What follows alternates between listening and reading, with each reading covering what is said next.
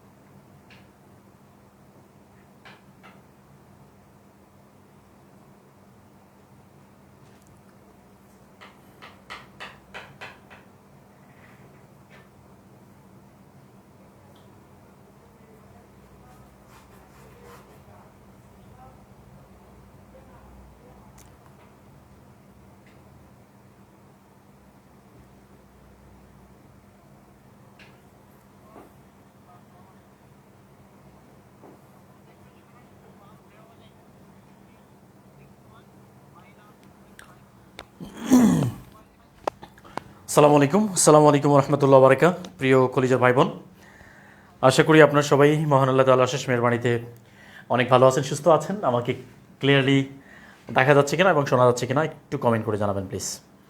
আজকে আমাদের একটা গুরুত্বপূর্ণ ক্লাস অনুষ্ঠিত হতে যাচ্ছে, যেটি হচ্ছে বাংলাদেশ বিষয়াবলী। এই ক্লাসটা খুবই ইম্পর্টেন্ট। আমরা গত ক্লাসটি নিয়েছিলাম এবং সেটার একটা ধারাবাহিকতায় আমরা আজকের এই ক্লাসটি নেব ইনশাআল্লাহ। তো আশা করছি ক্লাসটি আপনাদের জন্য অনেক অনেক বেশি গুরুত্বপূর্ণ হবে এবং আপনারা এই মুহূর্তে কে কোথা থেকে জয়েন করছেন একটু কমেন্টে জানাবেন প্লিজ, এবং আমাকে ক্লিয়ারলি দেখা যাচ্ছে কিনা এবং শোনা যাচ্ছে কিনা জাস্ট একটু কমেন্ট করে জানান এবং ঝটপট কমেন্ট করেন যে আমাকে ক্লিয়ার দেখা যাচ্ছে কিনা এবং শোনা যাচ্ছে কি না প্লিজ। ওকে, আলহামদুলিল্লাহ আমাদের সাথে এই মুহূর্তে অনেকেই জয়েন করছেন সারা বাংলাদেশের বিভিন্ন প্রান্ত থেকে। দেখতে পাচ্ছি, আমি অনেকেই দেখতে পাচ্ছি আমাদের সাথে আছেন এই মুহূর্তে।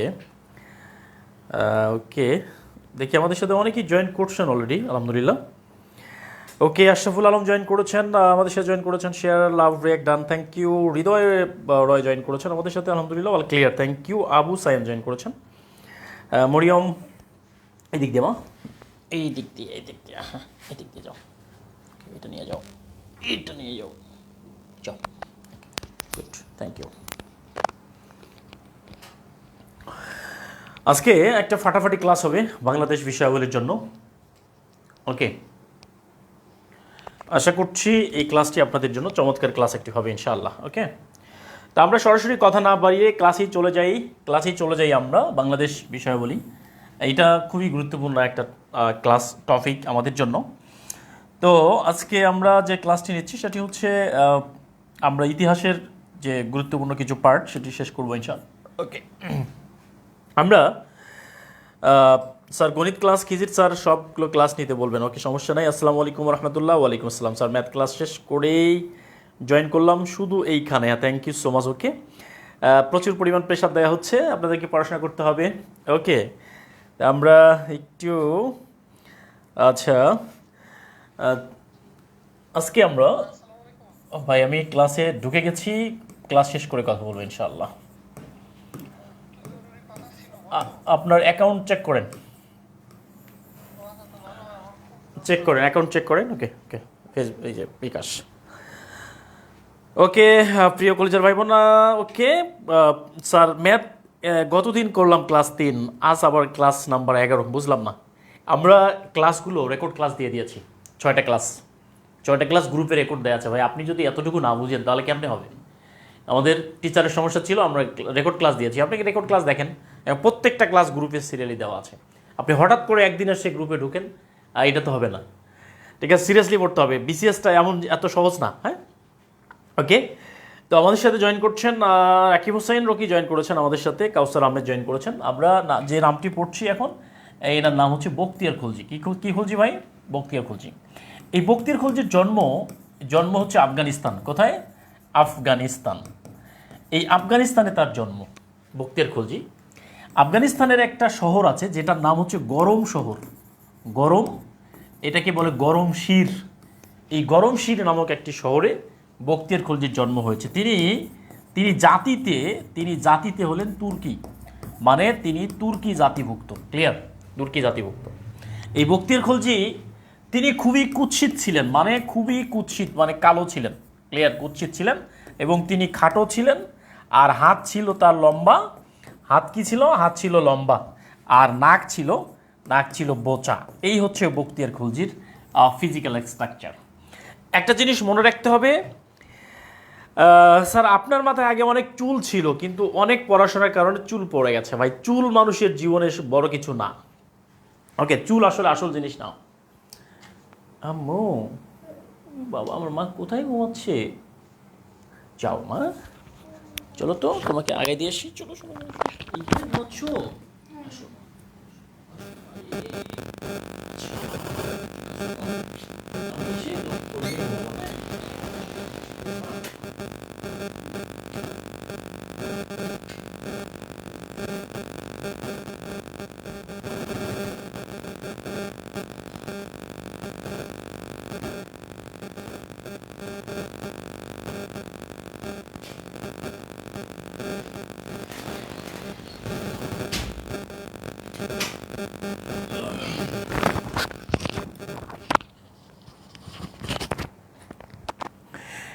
ভাই, একটা জিনিস মনে রাখতে হবে, আপনার ফিজিক্যাল স্ট্রাকচার, আপনি খাটো, লম্বা, কালো, ফর্সা, কোনো ব্যাপার না। ব্যাপারটা হচ্ছে যে আপনার মনের ভিতরে কি আছে, সাহস আছে কিনা, আপনার মানে সেই শক্তি আছে কিনা, তাহলেই আপনি জিততে পারবেন। ঠিক আছে? এরকম একজন ব্যক্তি যে লক্ষণ সেন, কি নাম? এই লক্ষণ সেন অর্থাৎ সেন বংশের শেষ রাজা। সেন বংশের শেষ রাজার নাম কি ছিল? লক্ষণ সেন। এই লক্ষণ সেনকে পরাজিত করে 1204 সালে, কত সালে? 1204 সালে বখতিয়ার খলজি বাংলায় ইসলামী শাসনের সূত্রপাত করেন। ইসলামী শাসন 1204 সালে। এবং বখতিয়ার খলজির যে 1204 সালে ইসলামী শাসন শুরু করেছিলেন, এবং সেটি পরবর্তীতে 1757 সাল পর্যন্ত এই ইসলামী শাসন টিকে ছিল। ক্লিয়ার? অর্থাৎ এই বখতিয়ার খলজির গুরুত্ব অনেক বেশি। বখতিয়ার খলজি তার জীবনে একটা টেকনিক অবলম্বন করেছিলেন, সেটি হচ্ছে তিনি সোজা রাস্তা দিয়ে আক্রমণ না করে লক্ষণ সেনকে তিনি ঝাড়খণ্ড হয়ে আক্রমণ করেছিলেন। ঝাড়খণ্ড, যেটা লক্ষণ সেন কল্পনাও করতে পারেনি। এই লক্ষণ সেনের বয়স ছিল তখন 80 বছর, 80 বছরের বৃদ্ধা। এবং তার রাজধানী ছিল, লক্ষণ সেনের রাজধানীর নাম কি ছিল? তার রাজধানী ছিল নদিয়ায়। এবং তার আরেকটা রাজধানী ছিল বিক্রমপুরে। কোথায় ছিল? বিক্রমপুর। ঠিক আছে প্রিয় কলেজের ভাই বোন, এই বখতিয়ার খলজি থেকে যা দিছি এর বাইরে প্রশ্ন আসবে না ইনশাআল্লাহ। জাস্ট একটু কষ্ট করে লিখে নিতে হবে। হ্যাঁ, বখতিয়ার খলজি থেকে যতটুকু আপনাদেরকে দিয়েছি এর বাইরে পড়তে হবে না।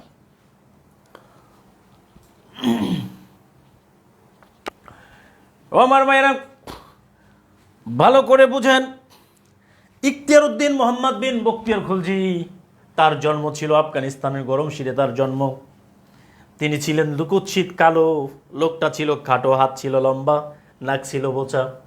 এরকম একটা লোভ স্বপ্ন দেখলেন লক্ষণ সেনের শক্তিশালী রাজা, লক্ষণ সেন বংশের সর্বশেষ শক্তিশালী রাজা লক্ষণ সেনকে পরাজিত করতে হবে। ঠিক কিনা? পরাজিত করার জন্য ঝাড়খণ্ড দিয়ে তিনি বন জঙ্গলের ভিতর দিয়ে আক্রমণ শুরু করলেন। প্রথমে নদিয়ায় আক্রমণ করলেন, নদিয়ায় থেকে লক্ষণ সেন পালিয়ে বিক্রমপুরে চলে গেল। এরপরে বিক্রমপুরে লক্ষণ সেনকে ধরে ফেলা হলো, লক্ষণ সেনকে খতম করে দেওয়া হলো। এরপরে বখতিয়ার খলজি বাংলা জয় করলেন, বাংলায় ইসলামী শাসন, মুসলিম শাসন প্রতিষ্ঠা করলেন। ঠিক কিনা? ঠিক আছে? এই হচ্ছে যা লিখছি এখন পর্যন্ত। এর বাইরে বখতিয়ার খলজি সম্পর্কে আর কোন পড়ার দরকার নাই। ঠিক আছে? বখতিয়ার খলজি। আচ্ছা, বখতিয়ার খলজির মৃত্যুর পরে বখতিয়ার খলজির জীবনে তিনি একটা আক্রমণ করেছিলেন তিব্বত আক্রমণ করতে গিয়ে তিনি তিনি ভুল করেন এবং তিব্বতে আক্রমণ করতে গিয়ে তিনি মারা যান। তারপরে তার ভাই ইউস খলজি, কি নাম? ইউস খলজি তিনি বাংলায় আবার মুসলিম শাসনের হাল ধরেন। ঠিক আছে, আচ্ছা লেখা হয়েছে কিনা?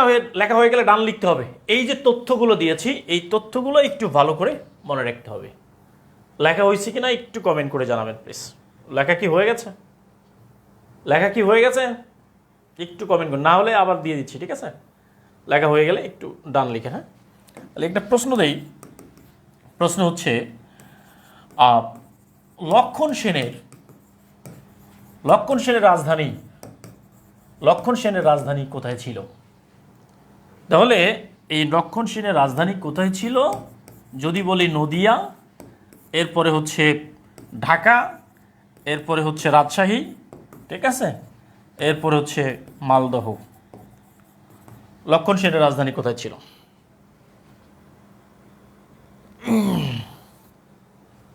লেখা হয়ে গেলে একটু ডান লিখতে হবে। ঠিক আছে, লক্ষণ সেনের রাজধানী কোথায় ছিল? নদিয়া ছিল তার রাজধানী, তাই না? নদিয়া। এই নদিয়া হচ্ছে কুমিল্লা জেলা। এই নদিয়া হচ্ছে বর্তমান কুমিল্লা জেলা। কোন জেলা? কুষ্টিয়া জেলা। বর্তমান কুষ্টিয়া জেলা। এই কুষ্টিয়া জেলার পূর্ব নাম কুষ্টিয়া জেলা। তাহলে বর্তমান জেলার নাম হচ্ছে কুষ্টিয়া। তাহলে নদিয়ার পূর্ব নাম কি, বর্তমান নাম কি? ওকে, কুষ্টিয়া। Thank you. লেখা হচ্ছে কিনা একটু কমেন্ট করে জানাবেন প্লিজ। ওকে, এরপরে আপনাদেরকে আমরা আরেকটা জিনিস নিয়ে যাব, সেটি হচ্ছে শামসুদ্দিন ইলিয়াস শাহ। এটা আমরা পড়িয়েছি গত ক্লাসে। এরপরে আজকে পড়াবো হচ্ছে আলাউদ্দিন এই আলাউদ্দিন হোসেন শাহ। আলাউদ্দিন হোসেন শাহ। এই আলাউদ্দিন হোসেন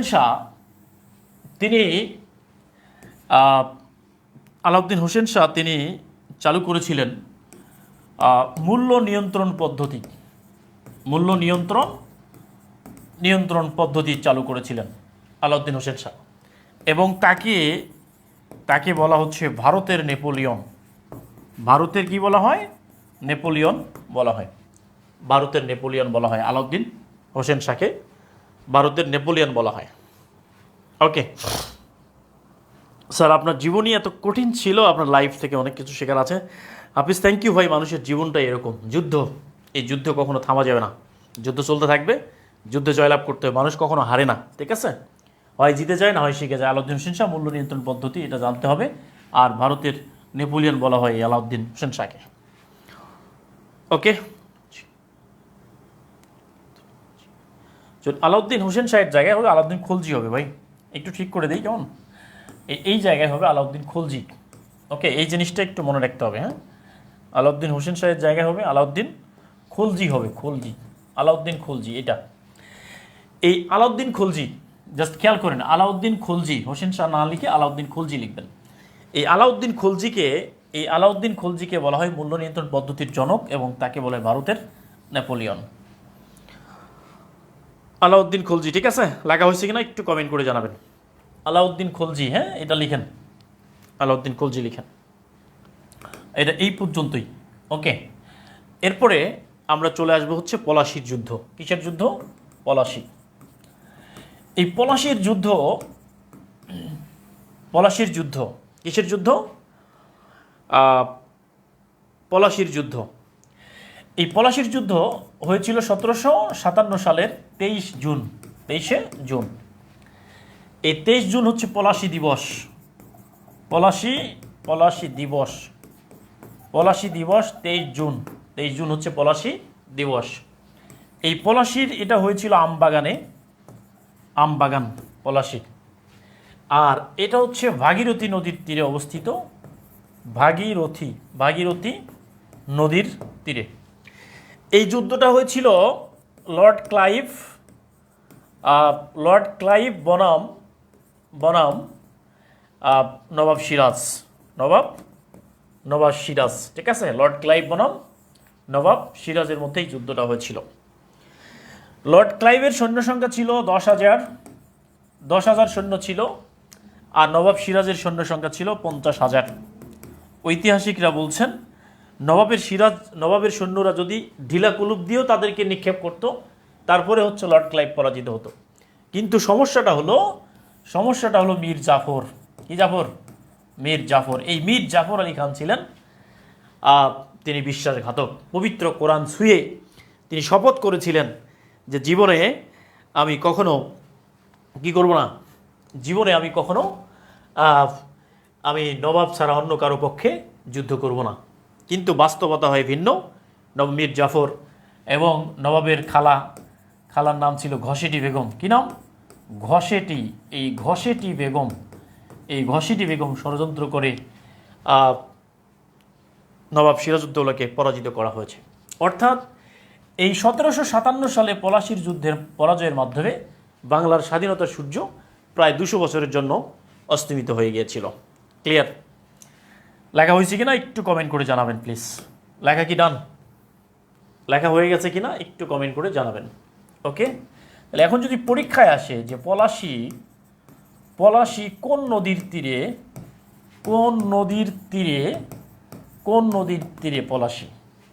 পলাশি কোন নদীর তীরে অবস্থিত? এটা হচ্ছে ভাগীরথী, বানান দুইটাই দীর্ঘার হবে। এরপরে হচ্ছেন দামোদর নদী, দামোদর। এরপর হচ্ছে সুরমা, এরপর হচ্ছে কর্ণফুলী। কি হবে? পলাশি কোন নদীর তীরে অবস্থিত? ওকে,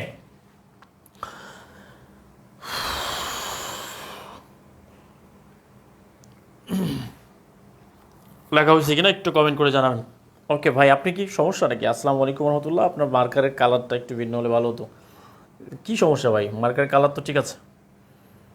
লেখা হয়েছে না ভাগীরথী নদীতে অবস্থিত পলাশি। Thank you. পলাশির আম্রকাননে ভাগীরথী বানান দীর্ঘার হবে। হ্যাঁ, দুইটা দীর্ঘার হবে। এটা কিন্তু বানান পরীক্ষায় চলে আসে, ঠিক আছে? ভাগীরথী বানান চলে আসে এটা পরীক্ষায়। হ্যাঁ, লেখা হয়েছে কিনা একটু কমেন্ট করে জানাবেন। এরপরে চলে আসেন বক্সারের যুদ্ধ। কিসের যুদ্ধ? বক্সারের যুদ্ধ। এই বক্সারের যুদ্ধ, এই যুদ্ধটা সংগঠিত হয়েছিল 1764 সালে। কত সালে ভাই? 1764 সালে এই যুদ্ধটা হয়েছিল। এই যুদ্ধটা হয়েছিল মীর কাসিম আলীর সাথে এই যুদ্ধটা হয়েছিল। ক্লিয়ার? মীর কাসিম আলী আর বনাম ইস্ট ইন্ডিয়া কোম্পানি, ঠিক আছে, লর্ড ক্লাইভ, এর মধ্যে এই যুদ্ধটা হয়েছিল। এই বক্সারের যুদ্ধে মীর কাসিম আলীকে সাহায্য করেছে আর কারা? এই ফকির সন্ন্যাসী। কি সন্ন্যাসী? ফকির সন্ন্যাসী। এই ফকিরদের নেতা ছিল মজনু শাহ। কি শাহ? মজনু শাহ। আর সন্ন্যাসীদের নেতা ছিল ভবানী পাঠক। কি পাঠক? ভবানী পাঠক, ঠিক আছে? এই ফকির সন্ন্যাসী বিদ্রোহ অবলম্বনে একটা উপন্যাস আছে, এই উপন্যাসের নাম হলো দেবী চৌধুরানী উপন্যাস। এই দেবী চৌধুরী উপন্যাসটা হচ্ছে বঙ্কিমচন্দ্র চট্টোপাধ্যায়। এই বঙ্কিমচন্দ্র চট্টোপাধ্যায়ের একটি উপন্যাস হচ্ছে দেবী চৌধুরানী। এই দেবী চৌধুরানী উপন্যাসে ফকির সন্ন্যাসী বিদ্রোহ সম্পর্কে বলা হয়েছে। এই ফকির সন্ন্যাসীরা পলাশির বক্সারের যুদ্ধে মীর কাসিম আলীকে সাহায্য করেছিলেন। ক্লিয়ার? ফকির সন্ন্যাসী বিদ্রোহটা কত সালে হয়? এই বিদ্রোহটা হয়েছিল 1760 থেকে শুরু করে 1800 সালের মধ্যে এই বিদ্রোহটা হয়েছিল। ওকে, 1800 সালের মধ্যে এই বিদ্রোহটা সংগঠিত হয়েছিল। তাহলে এটা কি লেখা হয়েছে কিনা একটু কমেন্ট করে জানাবেন প্লিজ। আচ্ছা, লেখা হইলে একটু কমেন্ট করে জানাবেন। এখন যদি প্রশ্ন হয় যে ফকির সন্ন্যাসী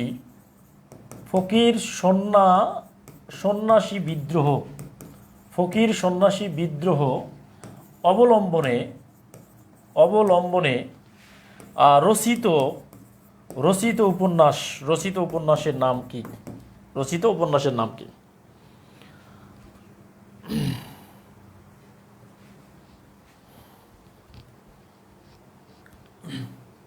ওকে, ফকির সন্ন্যাসী বিদ্রোহ অবলম্বনে রচিত উপন্যাসের নাম কি?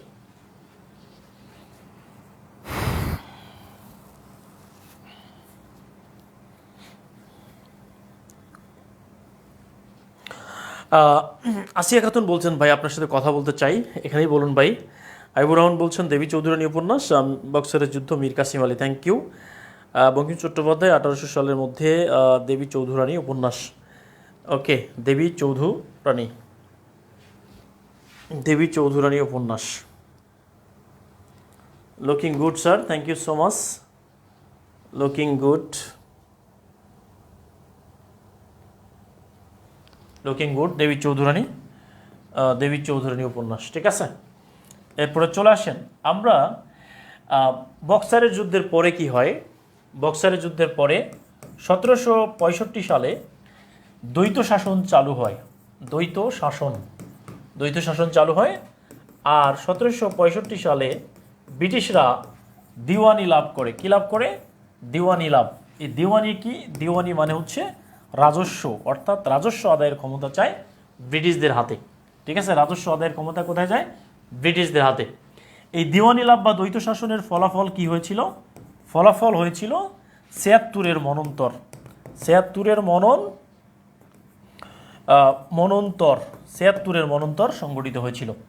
এই 76-এর মনন্তর বাংলা সাল কত? বাংলা সাল হচ্ছে 1176 সালে। আর ইংরেজি সাল কত? ইংরেজি সালটা হচ্ছে 1770 সালে, ঠিক আছে। এই জিনিসটা একটু মনে রাখবেন। 76-এর মনন্তর ফলাফল, এই 1765 সালে দ্বৈত শাসন চালু হয় এবং 1765 সালে দিওয়ানি লাভ করে।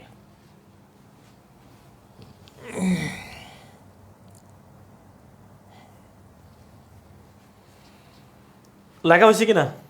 আচ্ছা, এখন প্রশ্ন হবে। প্রশ্ন কিভাবে হবে? প্রশ্নটা হবে এইভাবে যে বাংলা কত সালে, বাংলা কত সালে 76-এর, বাংলা কত সালে 76-এর মনন্তর, মনন্তর হয়েছিল? বাংলা কত সালে 76-এর মনন্তর হয়েছিল? বাংলা কত সালে? বাংলা কত সাল? 1070, এরপর হচ্ছে 1176, এরপরে 1776, এরপর হচ্ছে 1770। কী হবে এটা? কমেন্ট, কমেন্ট করতে হবে। বাংলা কত সালে 76-এর মনন্তর সংগঠিত হয়েছিল? বাংলা কত সালে? লেখা হয়েছে কিনা একটু কমেন্ট করে জানাবেন প্লিজ। বাংলা কত সালে 76-এর মনন্তর সংগঠিত হয়েছিল? ওকে, এরপরে আসেন প্রিয় ভাইরা,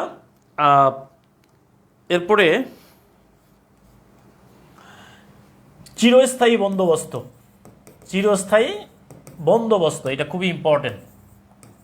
বন্দোবস্ত, এই চিরস্থায়ী বন্দোবস্ত, এইটা খুবই গুরুত্বপূর্ণ একটা টপিক। এই চিরস্থায়ী বন্দোবস্ত চালু হয় 1793 সালে। 1700 কত সালে? 1793 সালে। এটা চালু করেছেন কে? চালু করেন লর্ড কর্নওয়ালিস। লর্ড কর্নওয়ালিস এটা চালু করেছেন, ঠিক আছে।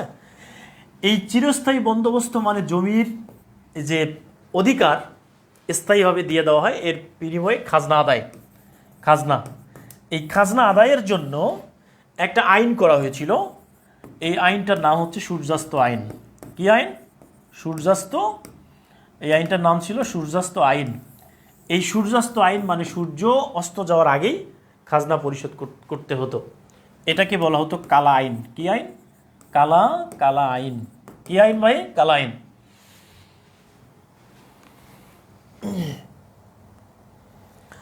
তাহলে এটার নাম হচ্ছে কালা আইন। তাহলে এখন যদি পরীক্ষায় আসে যে প্রশ্ন হলো চিরস্থায়ী বন্দোবস্ত, চিরস্থায়ী বন্দোবস্ত, বন্দোবস্ত কে চালু করেন? কে চালু করেন? কে চালু করেন? ওকে, কে চালু করেন? আচ্ছা প্রিয় কলেজের ভাই বোন, আপনারা যারা ভিডিও দেখছেন, আমাদের গতকালকে কালের কণ্ঠে আমার লাইভ স্ট্রি রিলিজ করা হয়েছে, জীবন গল্প, কালের গল্প। এই ঘটনাটি লাইভ স্ট্রিটা সবাই শেয়ার করে দিবেন, ঠিক আছে। সবাই একটু শেয়ার করে দিবেন যাতে অনেকেই এটা জানে, উপকৃত হয়। এবং যারা লাইফ সম্পর্কে, ক্যারিয়ার নিয়ে খুবই হতাশ, জীবন ধ্বংস করে ফেলার মতো অবস্থা, তারা যেন এখান থেকে বের হয়ে আসতে পারে, যে সংগ্রাম কাকে বলে, ঠিক আছে। প্রত্যেকে ভিডিওটা একটু শেয়ার করে দিবেন সবাই।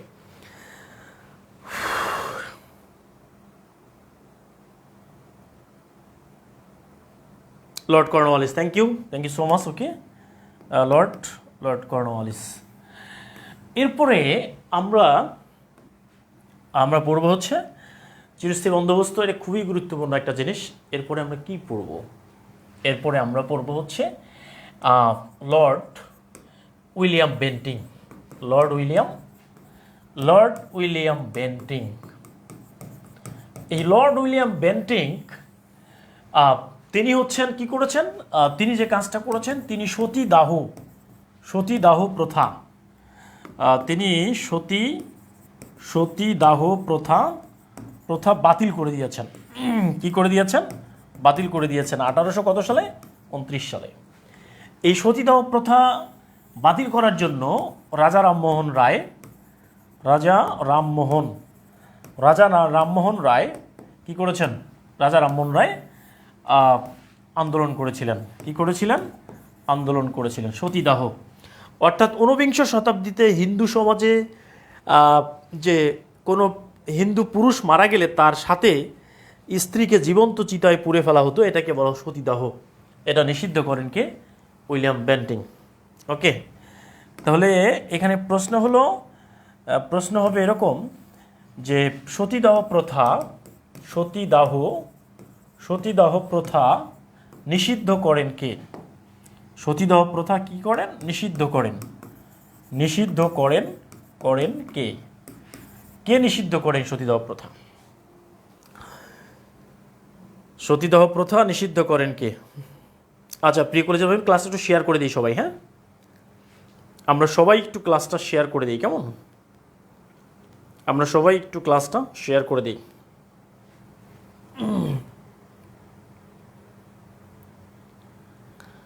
সবাই একটু ক্লাসটা আমরা শেয়ার করে দিই সবাই। এভরিওয়ান প্লিজ, আমরা ক্লাসটা একটু শেয়ার করি সবাই ক্লাসটা একটু শেয়ার করে দিই আমরা। ওকে, সবাই আমরা একটু ক্লাসটা শেয়ার করে দিই। খুবই গুরুত্বপূর্ণ একটা ক্লাস হচ্ছে আমাদের উইলিয়াম বেন্টিং। ঠিক আছে, থ্যাংক ইউ সো মাচ। এরপর আসেন প্রিয় কলেজ ভাই বোন, আমরা আরেকটা জিনিস পড়ব, সেটি হচ্ছে এটা হচ্ছে সিপাহী বিপ্লব। এই সিপাহী বিপ্লব এটা খুবই গুরুত্বপূর্ণ একটা ঘটনা। সিপাহী বিপ্লবের ঘটনাটা একটু বলে দেই। সেইটা হচ্ছে ব্রিটিশরা লর্ড ডালহৌসি মূলত তার সময় হয়েছিল। এটা লর্ড ডালহৌসি। এই লর্ড ডালহৌসি ছিলেন একজন সাম্রাজ্যবাদী নেতা। তিনি 1848 সালে একটা নীতি চালু করেন, যে দত্তক নীতি বাতিল।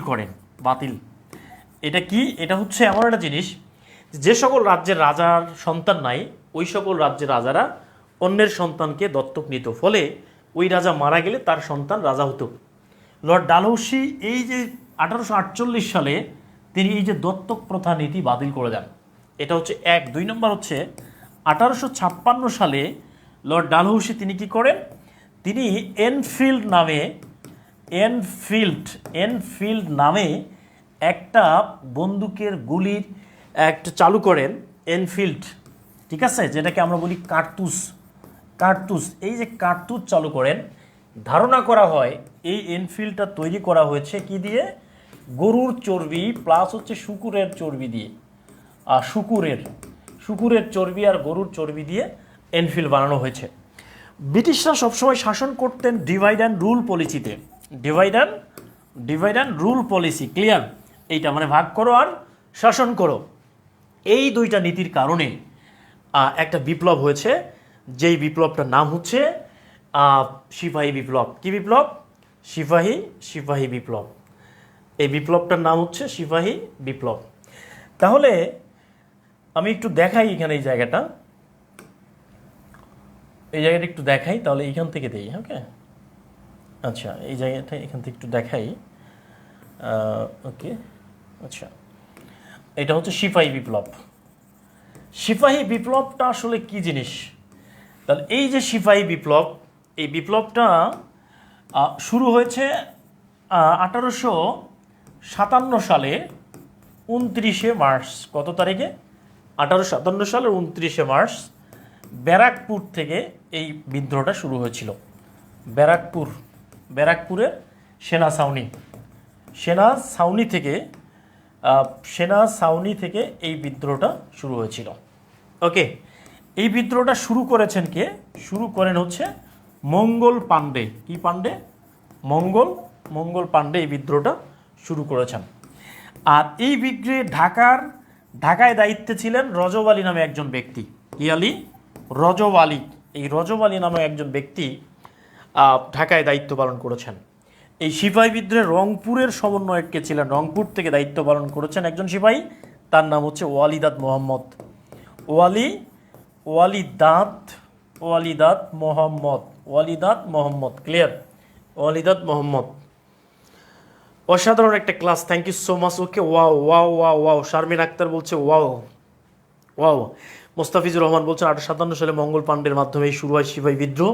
ঠিক আছে, আমি বহুদিন ধরে ভাবছি একটা কবিতা লিখব, যে কবিতায় থাকবে 1857 সালের সেনা ছাউনি থেকে সিপাহী বিদ্রোহের সূচনাকারী মঙ্গল পাণ্ডের কথা।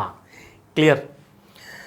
এই হচ্ছে সেই মঙ্গল পাণ্ডে ব্যারাকপুরে সেনা ছাউনি থেকে। তাহলে প্রিয় কলেজের ভাই বোন, একটা প্রশ্ন আমরা এখান থেকে ক্রিয়েট করতে পারি। সেটি হচ্ছে, প্রশ্ন হলো যে সিপাহী বিদ্রোহ, এই সিপাহী বিদ্রোহ কে শুরু করেন? সিপাহী বিদ্রোহ শুরু করেন কে? এটা প্রশ্ন। কে শুরু করেছেন?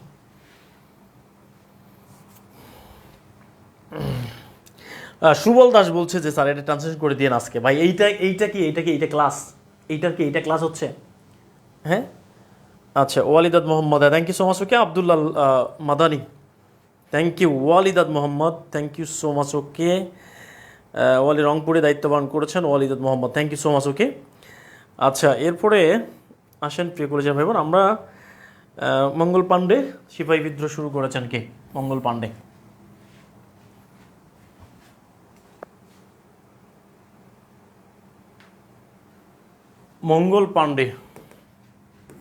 তাই না? মঙ্গল পাণ্ডে। এবার আসেন হচ্ছে ঢাকায় একটা পার্ক আছে যেটার নাম হচ্ছে ভিক্টোরিয়া। আচ্ছা, সিপাহী বিদ্রোহের ফলাফলটা কি? ফলাফল কি হয়েছিল? সিপাহী বিদ্রোহের ফলাফল হচ্ছে কোম্পানির অবসান। এই যে ইস্ট ইন্ডিয়া কোম্পানি শাসনের অবসান ঘটে। কি ঘটে? অবসান ঘটে। তাহলে কোম্পানি শাসন 1757 সাল থেকে শুরু করে 1857 সাল পর্যন্ত টিকে ছিল। এরপরে ব্রিটিশ শাসন শুরু হয় কবে? এরপরে হচ্ছে ব্রিটিশ শাসন শুরু হয় 1858 সাল থেকে শুরু করে 1947 সাল পর্যন্ত। এটা হচ্ছে ব্রিটিশ শাসন। এটা হচ্ছে 90 বছর, আর এরা শাসন করছে হচ্ছে 100 বছর। ক্লিয়ার? এরা শাসন করছে কত বছর? 100 বছর। এখন প্রশ্ন হলো, দেখেন এই যে ভিক্টোরিয়া পার্ক, আমরা জগন্নাথ বিশ্ববিদ্যালয়ের সামনে দেখবেন ভিক্টোরিয়া পার্ক আছে। কি পার্ক? Victoria park. এই ভিক্টোরিয়া পার্কের বর্তমান নাম হচ্ছে বাহাদুর শাহ পার্ক। এই বাহাদুর শাহ পার্ক কে ছিলেন? ইনি ছিলেন শেষ মুঘল সম্রাট ছিলেন এই দ্বিতীয় বাহাদুর শাহ। এই দ্বিতীয় বাহাদুর শাহ সিপাহী বিদ্রোহে অংশ নেওয়ার কারণে তাকে নির্মমভাবে হত্যা করা হয়। ঠিক আছে, এবং রেঙ্গুনে তাকে নির্বাসন দেওয়া হয়েছিল। পরবর্তীতে তার নামেই, স্যার আমি লেখক তাই আপনার জন্য কবিতা লিখবো। Thank you so much. Okay, Dhaneshwar Roy, thank you. তাহলে ভিক্টোরিয়া পার্ক, এইখানে সিপাহীদেরকে নির্মমভাবে হত্যা করা হয়েছিল, এই জন্য এটার নাম হচ্ছে বাহাদুর শাহ পার্ক। ক্লিয়ার? ওকে, তাহলে এখন যদি বলি যে ভাই, যে সিপাহী বিদ্রোহের স্মৃতি বিজড়িত একটা পার্কের নাম বলেন দেখি। পার্ক কোনটা? রেঙ্গুনে নির্বাসন দেওয়া হয়। Thank you so much. সিপাহী বিদ্রোহের স্মৃতি বিজড়িত একটা পার্কের নাম কি? একটু কমেন্ট করেন প্লিজ।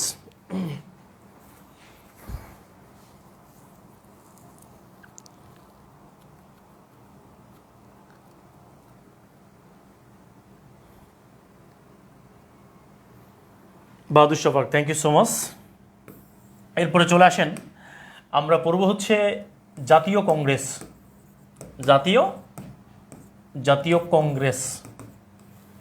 এই জাতীয় কংগ্রেস গঠিত হয় কবে? 1885 সালে, 1885 সালে। এবং এটার প্রতিষ্ঠাতা কে ছিলেন? প্রতিষ্ঠাতা ছিলেন Alan Octavian Hume. Alan Octavian Hume তিনি ছিলেন এই জাতীয় কংগ্রেসের প্রতিষ্ঠাতা। এই অ্যালান অক্টোভিয়ান হিউমকে ভারত বন্ধু বলা হয়। ভারত বন্ধু এই জাতীয় কংগ্রেস প্রতিষ্ঠার ক্ষেত্রে যে থিওরি কাজ করেছে, যেটাকে বলে সেফটি বাল্ব থিওরি। কি থিওরি? সেফটি বাল্ব থিওরি। ওকে, সেফটি বাল্ব থিওরি।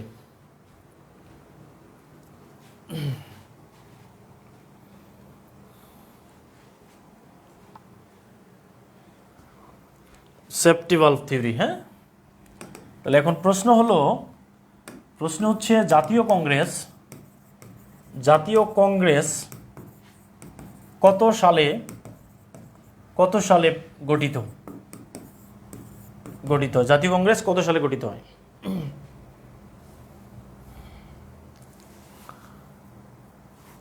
জাতীয় কংগ্রেস কত সালে গঠিত হয়?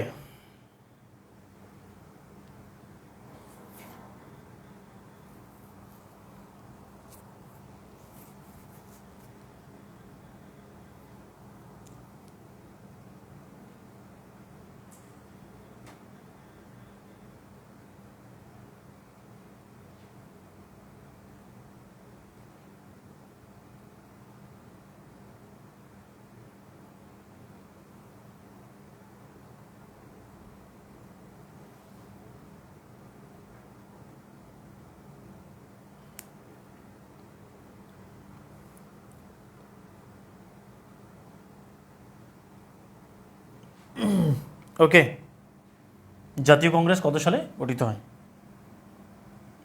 1885 সালে। ওকে, এরপরে চলে আসেন বঙ্গভঙ্গ। এই বঙ্গভঙ্গ কার্যকর হয় 1905 সালের 16ই অক্টোবর। এটা করেন হচ্ছে লর্ড কার্জন। দুইটা প্রদেশ করা হয়, একটা হচ্ছে পূর্ববঙ্গ ও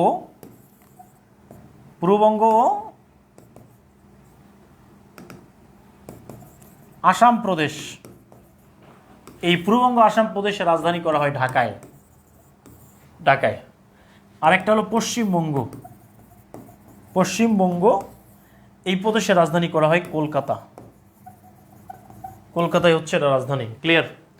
তাহলে দুইটা প্রদেশ করা হয় বঙ্গভঙ্গ মাধ্যমে, একটা হলো পশ্চিমবঙ্গ প্রদেশ আর একটা হচ্ছে পূর্ববঙ্গ আসাম প্রদেশ। এটা রাজধানী করা হয় ঢাকা। ওকে, রাজধানী করা হয় কি? ঢাকা। এই বঙ্গভঙ্গের প্রেক্ষাপটে রবীন্দ্রনাথ ঠাকুর গান রচনা করেন। এটার নাম হচ্ছে আমার সোনার বাংলা। আমার সোনার বাংলা, আমি তোমায় ভালোবাসি। এই গানটা আমাদের 10 লাইন হলো জাতীয় সঙ্গীত। কত লাইন? 10 লাইন হচ্ছে জাতীয় সঙ্গীত। আর যে কোনো অনুষ্ঠানে বাজানো হয় 4 লাইন কি বাজানো হয়। ঠিক আছে? আমার সোনার বাংলা, আমি তোমায় ভালোবাসি। ক্লিয়ার? আচ্ছা, এই যে গানটা আছে, এই গানটা রবি ঠাকুর চুরি করেছিলেন, মানে কপি করেছিলেন আর কি। এটার আসল সুরকার কে? এটার আসল সুরকার হচ্ছে গগন হরকরা। কি নাম? গগন হরকরা। এই গগন হরকরার সুর চুরি করে রবি ঠাকুর এই জাতীয় সঙ্গীতের সুরের মধ্যে লাগিয়ে দিয়েছেন। ক্লিয়ার? এটা প্রশ্ন আসতে পারে, আমার সোনার বাংলা গানের আসল সুরকার কে? আমার সোনার বাংলা গানের আসল সুরকার কে? তাহলে জাতীয় সঙ্গীতের যদি বলি, জাতীয় সঙ্গীতের আসল সুরকার কে? আসল সুরকার কে? জাতীয় সঙ্গীতের আসল সুরকার কে?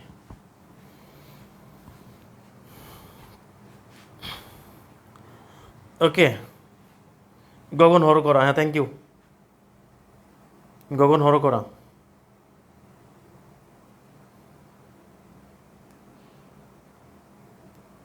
জাতীয় সঙ্গীতের আসল সুরকার কে? গগন হর করা।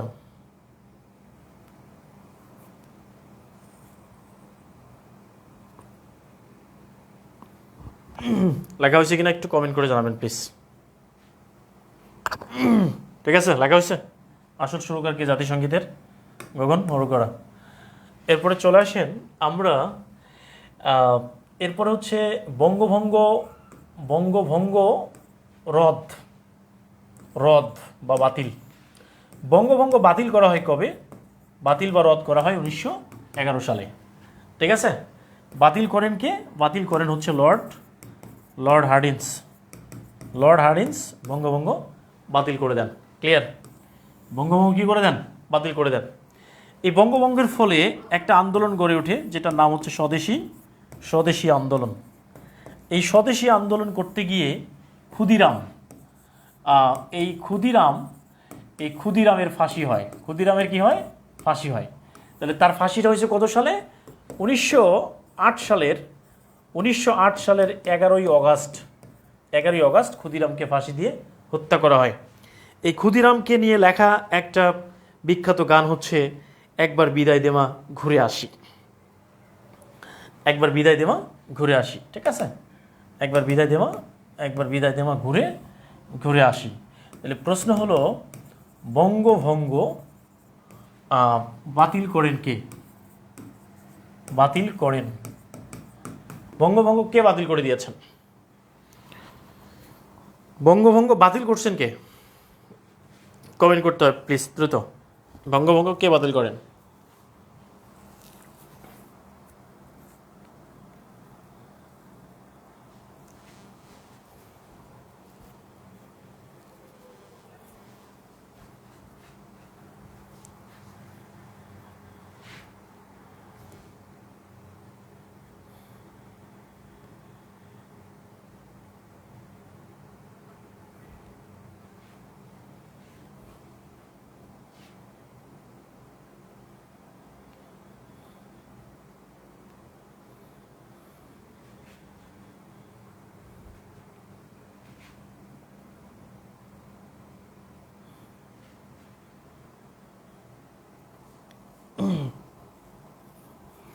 বঙ্গভঙ্গ কে বাতিল করেছেন? আচ্ছা, এরপরে চলে আসেন প্রিয় কলেজের ভাই বোন। এরপরে এই লখনৌ চুক্তি নামে একটা চুক্তি হয়েছে। এটার নাম হচ্ছে লখনৌ চুক্তি। 1916 সালে এই চুক্তিটা হয়েছে। এরপরে ভারত শাসন আইন, এটা হয়েছে 1919 সালে। ঠিক আছে, ভারত শাসন আইন 1919 সালে। এইটাকে বলা হয় মন্টেগু সেমসফোর্ড আইন। 1922 সালে একটা দল গঠন করা হয় যেটার নাম হচ্ছে স্বরাজ দল। ওকে, এই দল গঠন করেন চিত্তরঞ্জন দাস। কি রঞ্জন? চিত্তরঞ্জন দাস। দেশবন্ধু, তার উপাধি হচ্ছে দেশবন্ধু চিত্তরঞ্জন দাস এটা করেন। আর 1923 সালে একটা চুক্তি হয় যেটার নাম হচ্ছে বেঙ্গল প্যাক্ট। কি প্যাক্ট? বেঙ্গল প্যাক্ট। এই তথ্যগুলো একটু লিখতে হবে। হ্যাঁ,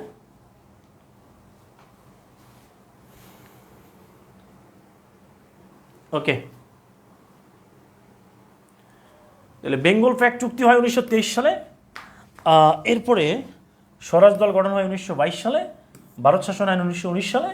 লখনৌ চুক্তি 1916 সালে। ঠিক আছে, এটা লিখতে হবে। এরপরে একটা প্রশ্ন আসেন, এই যে প্রশ্ন হলো বেঙ্গল প্যাক্ট কত সালে হয়? বেঙ্গল প্যাক্ট কত সালে? বেঙ্গল প্যাক্ট এটা হচ্ছে 1920 সালে, এরপর 1921 সালে, এরপর 1922 সালে, এরপর হচ্ছে 1923 সালে এই চুক্তিটা হয়। বলেন।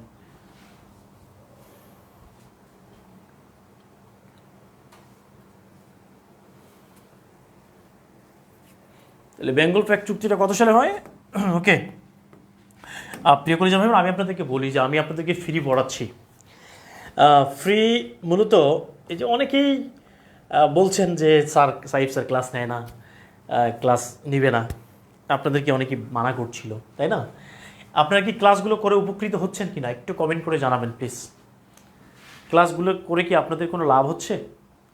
আপনারা কি উপকৃত হচ্ছেন? দেখেন আমরা কিন্তু একটু আগে আমাদের গণিত ক্লাস হলো, এখন আমাদের বাংলাদেশ ক্লাস হচ্ছে, মানে আপনাদেরকে আমি যে পড়ার মধ্যে রাখছি এটা আপনাদের ক্ষেত্রে কেমন মনে হচ্ছে? আপনাদের কাছে কি মনে হয় বলেন? এটা কি আপনাদের উপকার হচ্ছে কিনা একটু কমেন্ট করে জানাবেন। উপকার হচ্ছে আপনাদের?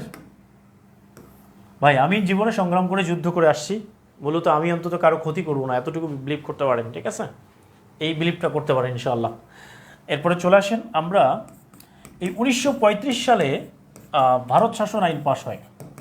ভারত শাসন আইন, এটা হচ্ছে দ্বিতীয় ভারত শাসন আইন, দ্বিতীয়। ওকে, এরপরে 1937 সালে প্রথম নির্বাচন হয়। 1937 সালে ভারতের প্রথম নির্বাচন অনুষ্ঠিত হয়। ক্লিয়ার?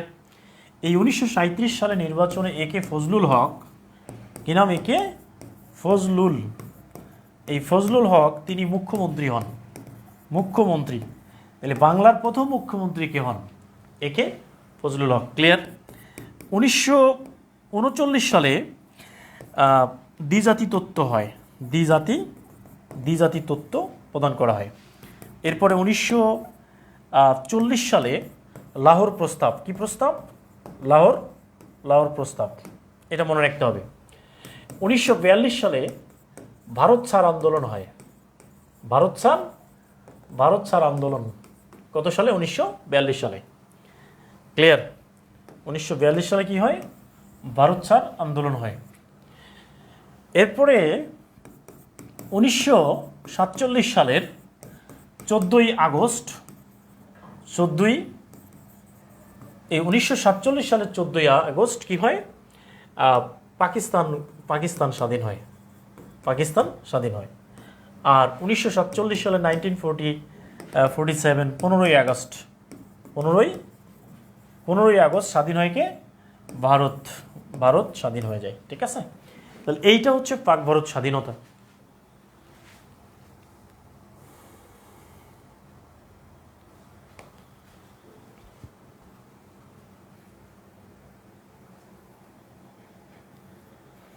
ভিডিওটা পেজে দেখেন ভাই, ভিডিওটা পেজে দেখেন। তাহলে এখন প্রশ্ন হচ্ছে দ্বিজাতি তত্ত্ব, দ্বিজাতি তত্ত্বের প্রবক্তা কে? দ্বিজাতি তত্ত্বের প্রবক্তা কে? এই কোশ্চেনের উত্তর করেন। দ্বিজাতি তত্ত্বের প্রবক্তা কে?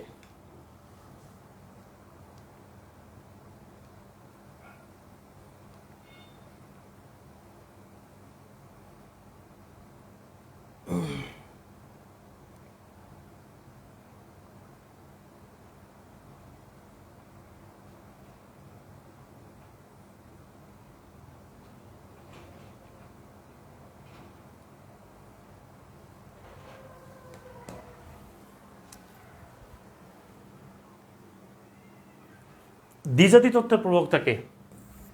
দ্বিজাতি তত্ত্বের প্রবক্তা কে?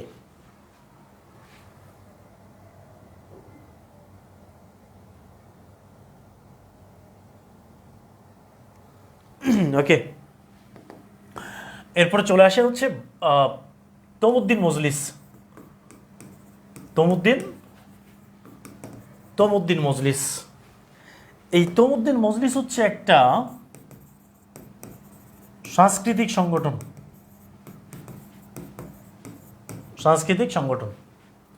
এই তমুদ্দিন মজলিস প্রতিষ্ঠিত হয় 1947 সালের 2 সেপ্টেম্বর। এটার প্রতিষ্ঠাতা হচ্ছেন আবুল কাশেম।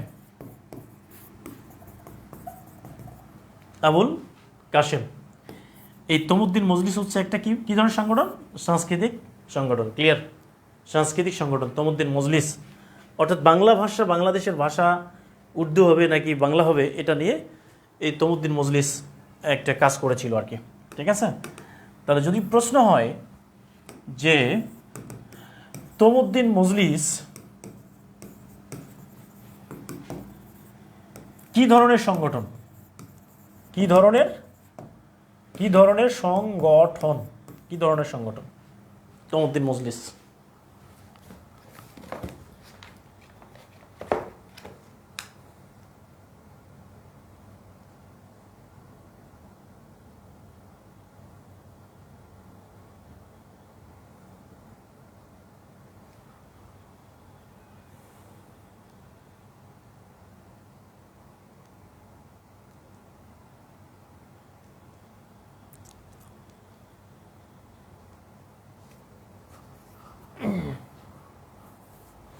তমুদ্দিন মজলিস কী ধরনের সংগঠন? ওকে, লেখা হয়েছে কিনা? এরপরে চলে আসেন ভাষা আন্দোলন। ভাষা ভাষা আন্দোলন।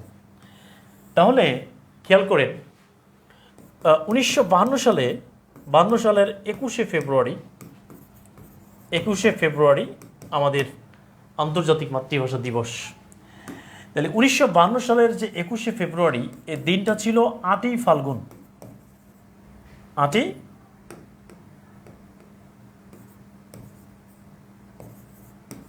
8ই ফাল্গুন। এটা ছিল 1358 বঙ্গাব্দ। 8ই ফাল্গুন 1358 বঙ্গাব্দ, 8ই ফাল্গুন, ঠিক আছে, 21শে ফেব্রুয়ারি। এখন এই দিনটা ছিল কি বার? দিনটা ছিল বৃহস্পতিবার।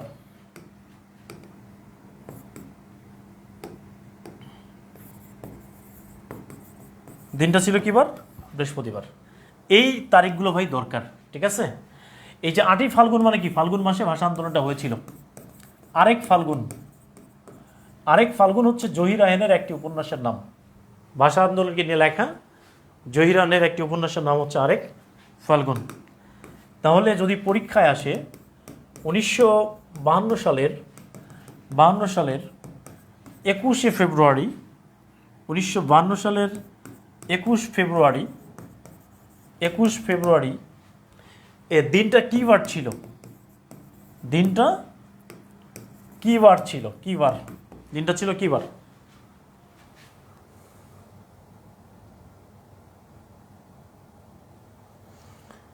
1952 সালে 21শে ফেব্রুয়ারি দিনটা কী বার ছিল?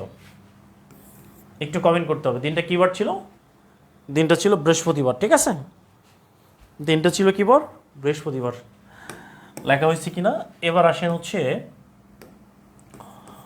যুক্তফ্রন্ট নির্বাচন। এই যুক্তফ্রন্ট নির্বাচন, এই নির্বাচনটা হয়েছিল যুক্তফ্রন্ট গঠন হয়েছিল কবে?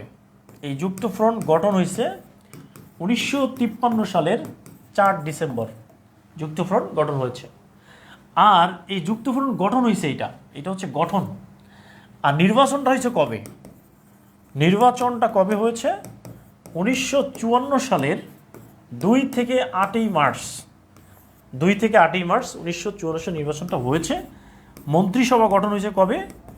মন্ত্রিসভা গঠন হয়েছে 3 এপ্রিল 1954। মন্ত্রিসভা গঠন হয়েছে 1954 সালের 3 এপ্রিল মন্ত্রিসভা গঠন হয়েছে। মন্ত্রিসভা ভেঙে যায় কবে?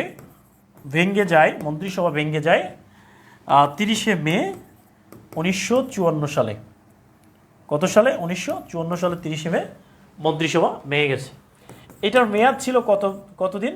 মেয়াদ ছিল 56 দিন। কতদিন মেয়াদ ছিল? 56 দিন।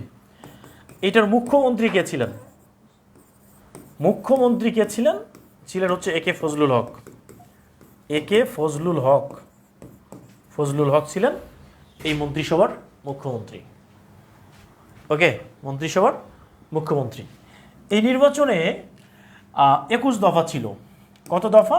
21 দফা। এই 21 দফার প্রথম দফা ছিল বাংলাকে রাষ্ট্রভাষা করা হবে। বাংলাকে কি করা হবে? রাষ্ট্রভাষা। তাহলে বাংলাকে কি করা হবে? রাষ্ট্রভাষা করা হবে।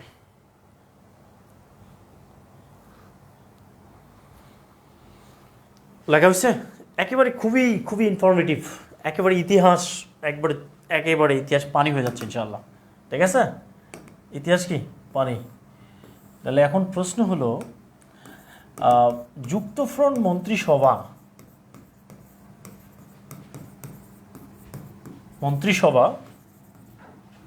কতদিন স্থায়ী হয়েছিল? যুক্তফ্রন্ট মন্ত্রিসভা কতদিন স্থায়ী ছিল কতদিন? তাহলে প্রশ্ন হলো 56 দিন, 60 দিন, 66 দিন, 70 দিন, কতদিন হবে বলেন দেখি?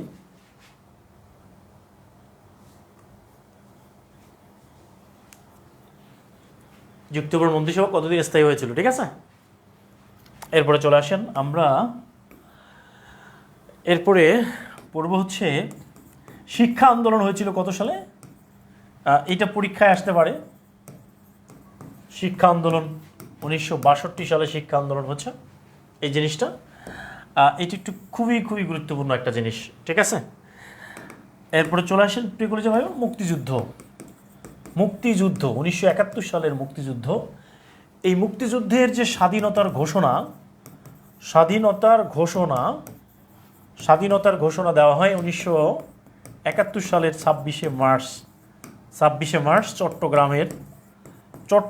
চট্টগ্রামের কালুরঘাট। কোথায় ঘাট? এই কালুরঘাট চট্টগ্রামের কালুরঘাট বেতার কেন্দ্র থেকে স্বাধীনতার ঘোষণা দেওয়া হয়, ঠিক আছে। 1971 সালের 26শে মার্চ চট্টগ্রামের কালুরঘাট বেতার কেন্দ্র থেকে স্বাধীনতার ঘোষণা দেওয়া হয়। এই যে 26শে মার্চ হচ্ছে বাংলাদেশের জাতীয় দিবস। এই 26শে মার্চ হচ্ছে বাংলাদেশের স্বাধীনতা দিবস। কি দিবস? স্বাধীনতা দিবস। তাহলে এই স্বাধীনতার পরে আমরা দীর্ঘ 9 মাস যুদ্ধ করে 16ই ডিসেম্বর আমরা কি হয়েছি? বিজয় লাভ করেছি। তাহলে বাংলাদেশের বিজয় দিবস কত তারিখ? তাহলে যদি পরীক্ষায় আসে বিজয় দিবস কত তারিখ? বিজয় দিবস হচ্ছে 16ই ডিসেম্বর। ক্লিয়ার? 16 ডিসেম্বর।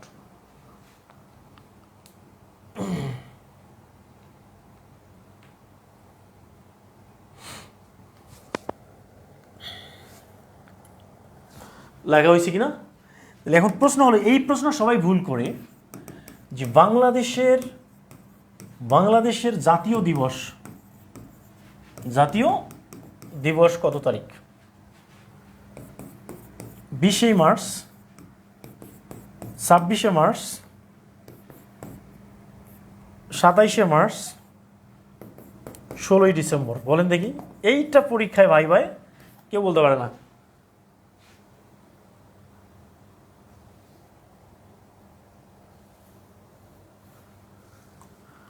এখানে বিপুল হারমান বলছেন, হেমরন, যে 66, 69, 70 একটু বলতেন ভাই। এগুলো আপাতত দরকার নেই, যতটুকু দরকার ততটুকু পড়েন, ঠিক আছে।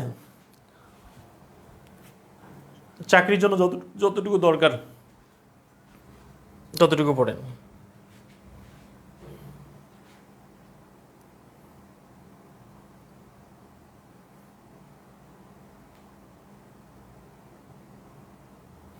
লেখা হয়েছে কিনা একটু কমেন্ট করে জানাবেন।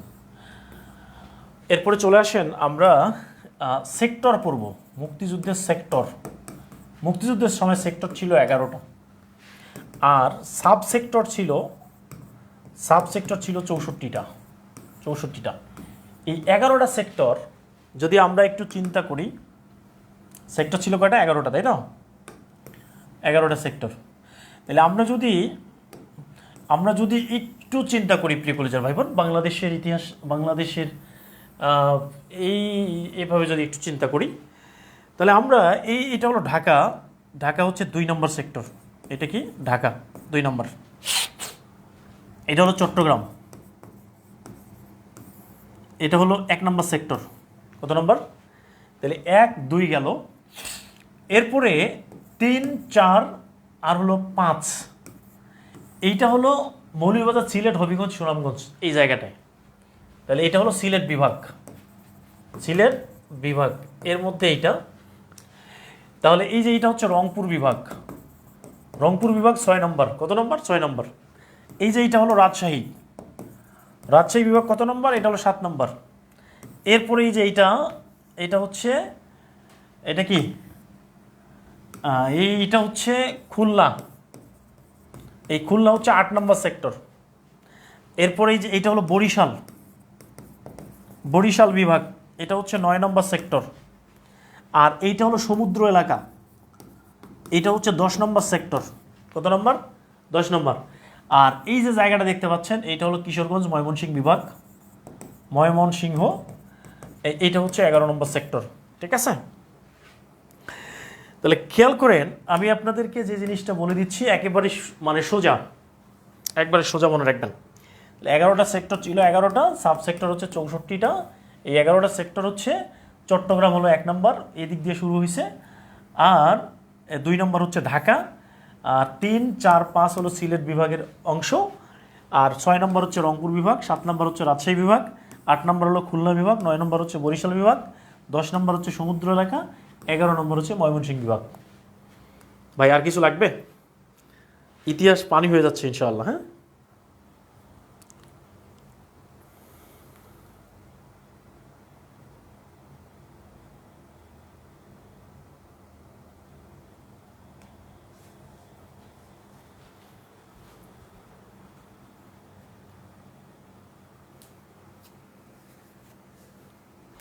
লেখা হয়েছে কিনা? লেখা হয়েছে। তার মানে এই 11টা সেক্টরের একটা বাদ দিলে বাকি থাকে কয়টা? 10টা। এই 10টাতে সেক্টর কমান্ডার ছিল, একটাতে সেক্টর কমান্ডার ছিল না। সেটা কোনটা? সেটা হলো সমুদ্র। ক্লিয়ার? তাহলে প্রশ্ন দেখেন, মুক্তিযুদ্ধে রংপুর কত নং সেক্টরের অধীনে ছিল? সেক্টরের অধীনে লেখা তো বুঝতে পারতেছেন, তাই না?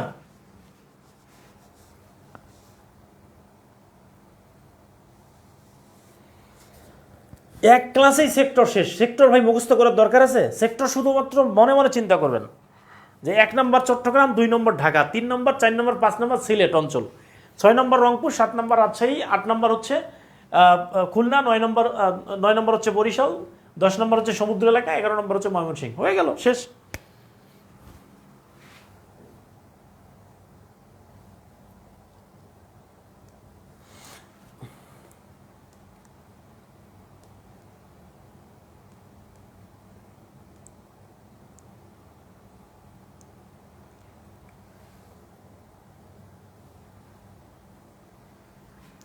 আচ্ছা ভাই, এখন দেখেন বিষয়টা হলো, প্রশ্ন কি আসে? প্রশ্ন আসে সেক্টর কমান্ডার। সেক্টর কমান্ডার, এটা প্রশ্ন আসে। সেক্টর কমান্ডার প্রশ্ন আসে, তাই না?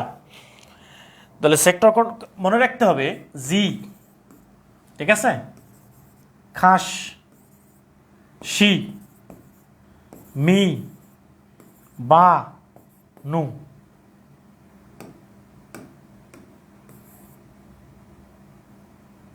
মি বানু, জি খাসি মি বানু উস্তা, এটা মনে রাখবেন, ঠিক আছে? তাহলে তাটা তাটা এখানে রাখেন, এটা হলো ফাঁকা, ঠিক আছে? তাহলে জি খাসি মি বানু উস্তা, সবাই একটু কমেন্ট করেন জি খাসি, এটা মনে রাখবেন। জি এরপরে খাসি, মি বানু উস্তা, এটা মনে রাখবেন।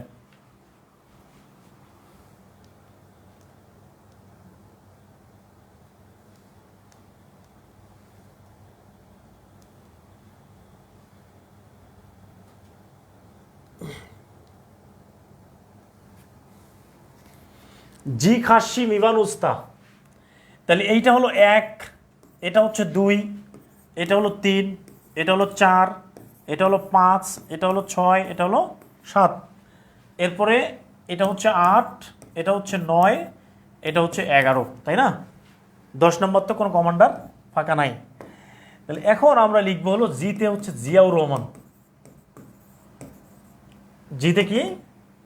জিতে হচ্ছে জিয়াউর রহমান, ঠিক আছে, জিয়াউর রহমান। এরপর হচ্ছে খালেদ মোশাররফ, জাস্ট দেখে নিলে হয়ে যাবে। এটা হচ্ছে KM শফিউল্লাহ, ঠিক আছে? এটা হচ্ছে CR দত্ত। এরপর হচ্ছে মীর শওকত। এরপর হচ্ছে মেজর বাসার। তাহলে রংপুরে 6 নম্বরে বাসার ছিল। নুতে হলো নুরুজ্জামান, মানে কাজী নুরুজ্জামান, ঠিক আছে, কাজী নুরুজ্জামান। ওতে হলো ওসমান। যতে হচ্ছে জলিল, মেজর জলিল। আর তাতে হচ্ছে তাহের, তাতে কি তাহের। আর 10 নম্বরে হচ্ছে কি, এই 10 নম্বরে সেক্টর কমান্ডার নাই।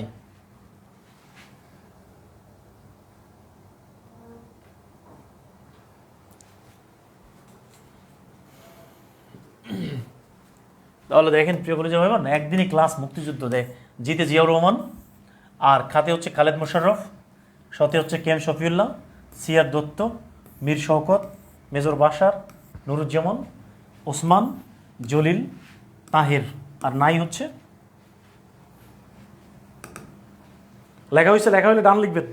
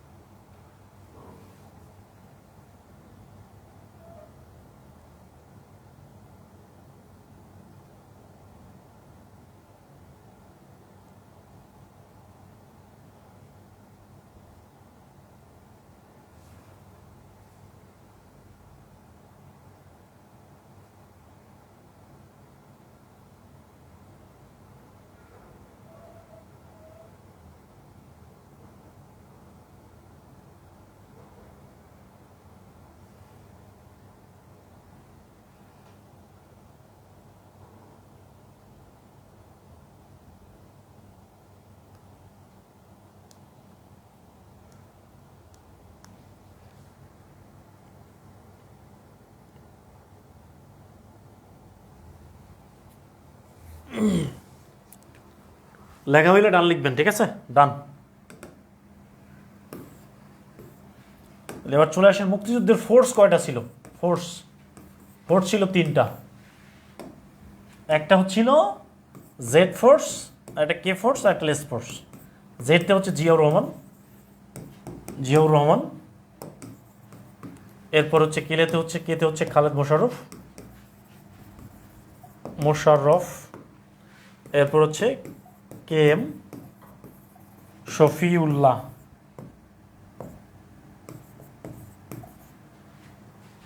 ওকে, জেড কেস।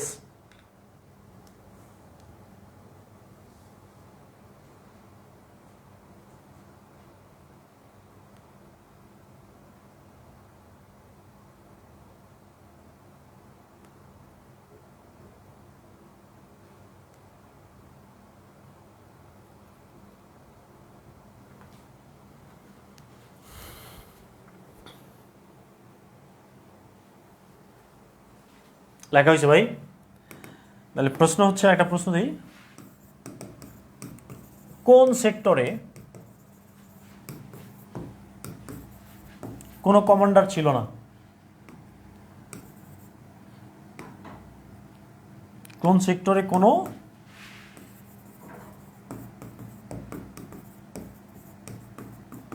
ছিল না?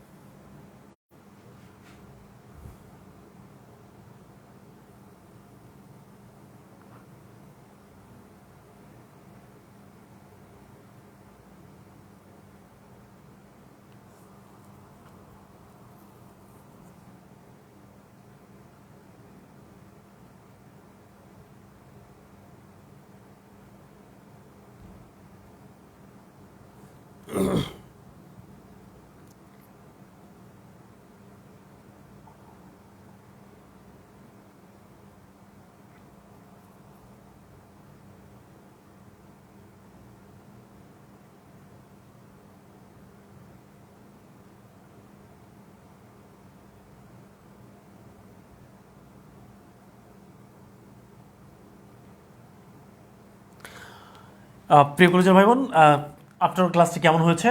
সবাইকে সালাম জানাচ্ছি। আসসালামু আলাইকুম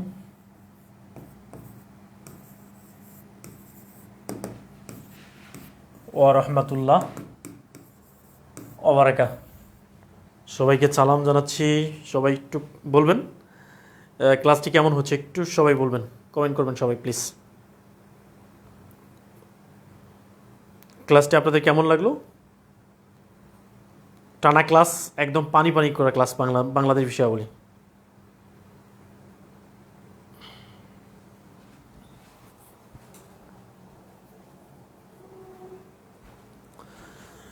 আলহামদুলিল্লাহ স্যার, অনেক ভালো হচ্ছে ক্লাস, থ্যাংক ইউ। সবাই একটু কমেন্ট করে জানাবেন আপনাদের ক্লাস কেমন হয়েছে। আসসালামু আলাইকুম রহমতুল্লাহ, অসাধারণ live class sir, thank you, ফাটাফাটি। আলহামদুলিল্লাহ, টানা ক্লাস হচ্ছে, আলহামদুলিল্লাহ, thank you so much sir, আপনি বাংলা লেখাকে হত্যা করে ফেলেছেন। হ্যাঁ, থ্যাংক ইউ, অনেক অনেক ভালো ক্লাস হয়েছে। ওকে, এরপরে চলে আসেন। Good good good good good good. আসসালামু আলাইকুম রহমতুল্লাহ বারাকা। প্রিয় কলেজের ভাইবোন, সবাই ভালো থাকবেন, সুস্থ থাকবেন, আল্লাহ হাফেজ। আসসালামু আলাইকুম রহমতুল্লাহ বারাকা। আমি একটু দেখি যে আমাদের যে সাদাগায় জারিয়া ব্যাচ এবং পার্মানেন্ট ব্যাচ এবং হচ্ছে বুলেট ব্যাচের যে ক্লাসটি ছিল আজকে, সেটি আমি একটু দেখি যে আপনাদের ক্লাসের কি ছিল আর কি, সেটা টপিক্সের মধ্যে। আচ্ছা, লেকচার প্ল্যান আছে এখানে।